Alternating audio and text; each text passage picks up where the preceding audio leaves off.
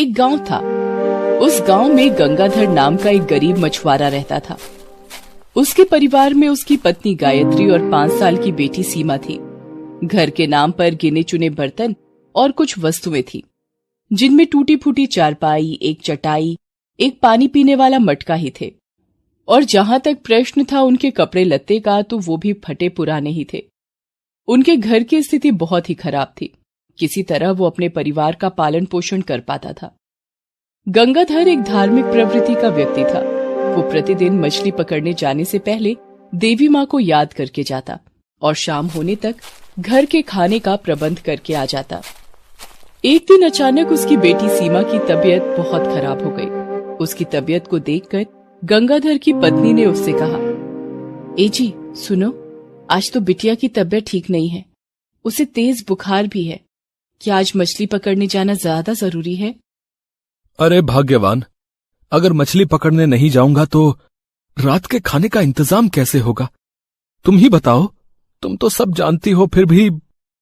ठीक है जी, आप ठीक कह रहे हैं, लेकिन आज जरा जल्दी आ जाना। और हाँ, आते समय बिटिया के लिए दवाई भी लेते आना।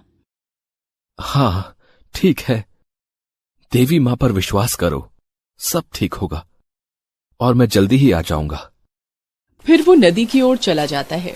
नदी में जाल फेंकने से पहले वो देवी माँ को याद करता है और मन ही मन कहता है, हे देवी माँ, तुम्हें तो मालूम है कि आज मुझे पैसों की बहुत जरूरत है। आज तो बिटिया की तबीयत भी ठीक नहीं। मेरी मदद करना देवी माँ, मेरी मदद करना। इतना कहकर उसने अपना जाल डाल दिया और मछली के फंसने का इंतजार करने लगा। गंगाधर नदी के करीब ही मछली पकड़ रहा था। उससे कुछ ही दूरी पर नदी के बीचों बीच एक दूसरा मछुआरा एक बड़ी सी नाव पर सवार था, जिसका नाम लालू था। मछली पकड़ रहा था।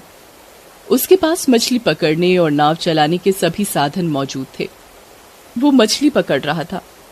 गंगाधर को देखकर वो झट से बोल उठा, रे बाप, आज तो गंगाधर भैया देर से आए हैं। आज तो कोई बड़ी मछली जरूर पकड़ेंगे। हाँ देखो भैया, जरा हम पर भी दया करना, सारी मछलियां खुद ही मत पकड़ लेना, कुछ हमरे लिए भी छोड़ देना। अरे भैया, भगवान करे तुम्हारा कहा सच हो जाए, क्योंकि आज वाकई में मुझे पैसों की बहुत जरूरत है। इतना कहकर उसने जाल डाला। गंगाधर को लगा कि आज लगता है भगवान ने मेरी सुन ली। लगता है कोई बड़ी मछली फंसी है मेरे जाल में। उसने लालू को आवाज लगाई, अरे भाई लालू, लगता है मेरे जाल में कोई बड़ी मछली फंसी है। जरा मेरी मदद तो कर दो भाई, तुम्हारा भला होगा। लालू मन ही मन जल रहा था कि इसके जाल में कैसे कोई मछली फंस गई। इतना कहकर वो गंगाधर की मदद के लिए चल दिया।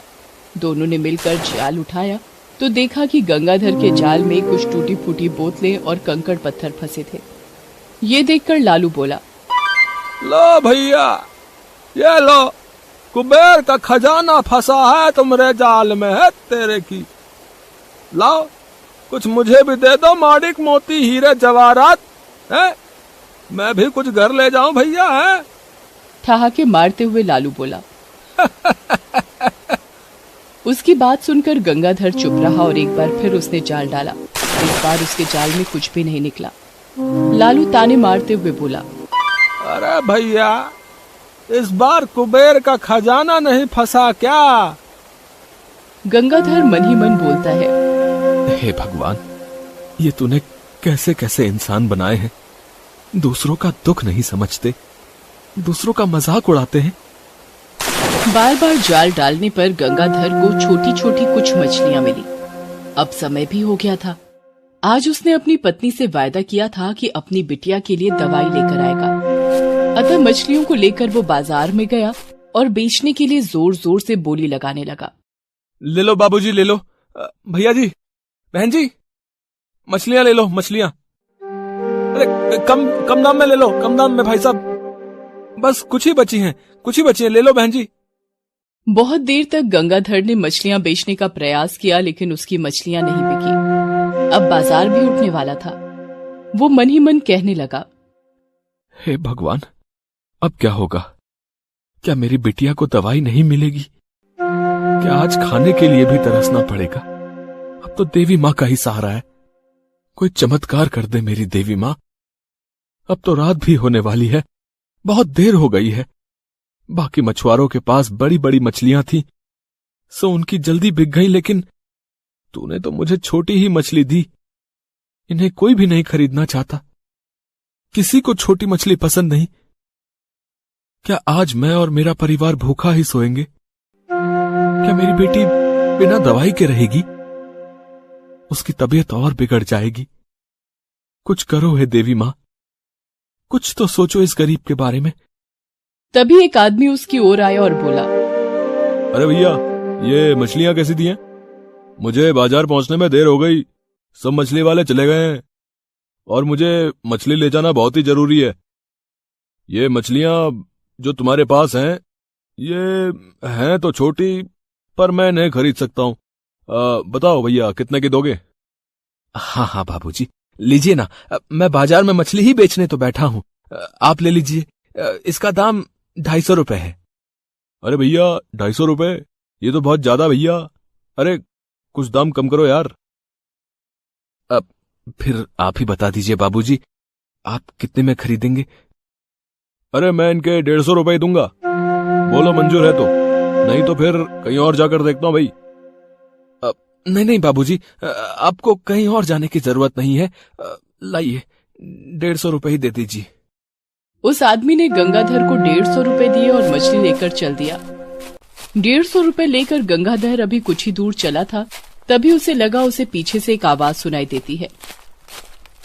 बाबूजी, बहुत भूख लगी है। 5 दिनों से कुछ भी नहीं खाया है।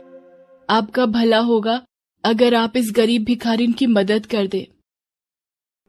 उसे पीछे से एक गरीब भिखारिन सड़क के एक कोने में बैठी हुई दिखाई दी। गंगाधर उसके पास गया। मैं चल फिर नहीं सकती बाबूजी, मुझे बहुत भूख लगी है। अब रात होने ही वाली है। रात भर मैं फिर भूख से तड़पती रहूंगी। मुझे आज खाना खाए 5 दिन बीत चुके हैं और हो सकता है मेरी जान चली जाए। वो दोनों पैरों से विकलांग थी। उसके पैरों को पोलियो हो गया था। उसकी टांगें बहुत ही पतली थीं, जिसे देखकर गंगाधर का दिल पसीज गया और उसने उस भिखारिन के लिए कुछ खाने वाला सामान खरीद कर उसे दिया। भिखारिन ने उससे पूछा, कौन हो बाबूजी, क्या करते हो? गंगाधर ने बताया, मेरा नाम गंगाधर है और मैं एक मछुआरा हूं।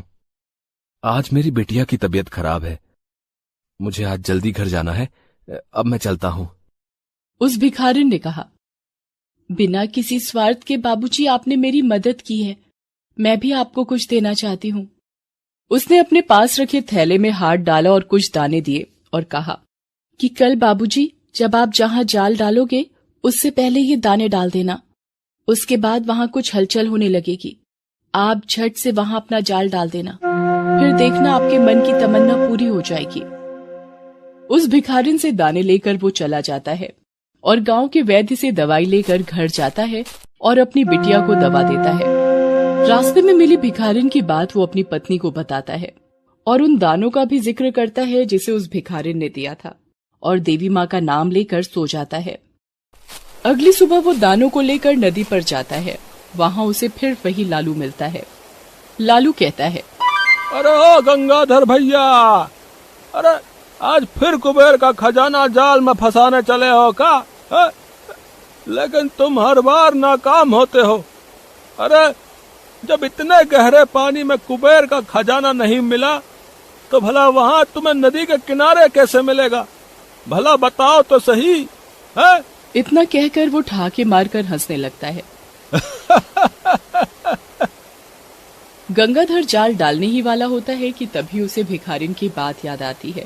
वो अपनी जेब से उन दानों को निकालता है और पानी में उस जगह डाल देता है जहां उसने जाल डाला था। थोड़ी ही देर में वहां कुछ हलचल होने लगती है। तभी झट से गंगाधर ने वहां अपना जाल डाल दिया। अब की बार उसके जाल में एक बहुत महंगी हिल्सा मछली फंस जाती है, जिसका दाम हजारों में था। हिल्सा को देखकर गंगाधर की आंखों में नई रोशनी का संचार हो गया और उसके मुंह पर खुशी की लालिमा छाने लगती है। वो इतनी बड़ी खुशी थी जिसे वो बिना बताए रह भी नहीं सकता था। ये सब लालू अपनी नाव पर बैठा देख रहा था। वो बोला, अरे का फंसा गंगाधर भैया? हिल्सा फंसी है। हिल्सा? अरे चल झूठ बोल रहा है। वो तो गहरा पानी में मिलती है, हमका नहीं पता है का? है? नदी के किनारे क्या करने आई थी हिल्सा, दिखाओ। लालू ने जब हिल्सा को देखा तो उसकी आंखें खुली की खुली रह गई, मानो उसे करंट लग गया हो। वो मन ही मन सोचने लगता है, इस गरीब की किस्मत ही बदल गई। जिसके हाथ हिल्सा मछली लग जाती है वो गरीब तो रह ही नहीं जाता। तभी लालू बोला, अरे गंगाधर भैया, अब आप अमीर हो जाओगे, अब भगवान ने तुम्हारी सुन ली। हिल्सा को लेकर गंगाधर घर आए और पत्नी को सारी बात बताई। फिर वे हिल्सा को काटने लगे। तभी उन्होंने देखा कि हिल्सा के पेट में सोने के सिक्के थे।